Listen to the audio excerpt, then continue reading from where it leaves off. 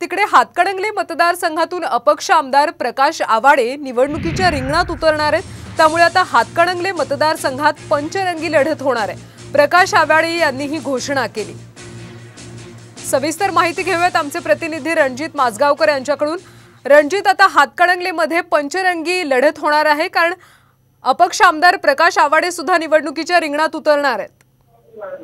काँग्रेसचे माजी मंत्री आणि सध्या अपक्ष आमदार असणारे प्रकाश आवाडे यांनी ही स्वतः घोषणा केलेली आहे।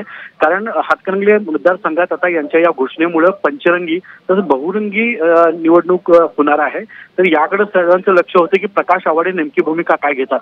त्यांनी महायुतीकडून ही भूमिका जाहीर केलेली नाही, मात्र स्वतः आपण अपक्ष आहे आणि पंतप्रधानांना तिसऱ्यांदा मोदींना पंतप्रधान करण्यासाठी मी ही निवडणूक लढवणार असं त्यांनी घोषित केलेलं आहे। नक्कीच धन्यवाद रणजित या सगळ्या माहितीसाठी। तर प्रकाश आवाडे अपक्ष म्हणून आता हातकणंगले मतदारसंघातून लढणार आहेत, त्यामुळे हातकणंगले मतदारसंघात पंचरंगी लढत होणार आहे। मोदींना तिसऱ्यांदा पंतप्रधान करण्यासाठी मी लढणार असल्याचे यावेळी प्रकाश आवाडे यांनी स्पष्ट केले। त्यामुळे महायुतीला याचा फायदा होणार का हे पाहणं महत्त्वाचं आहे।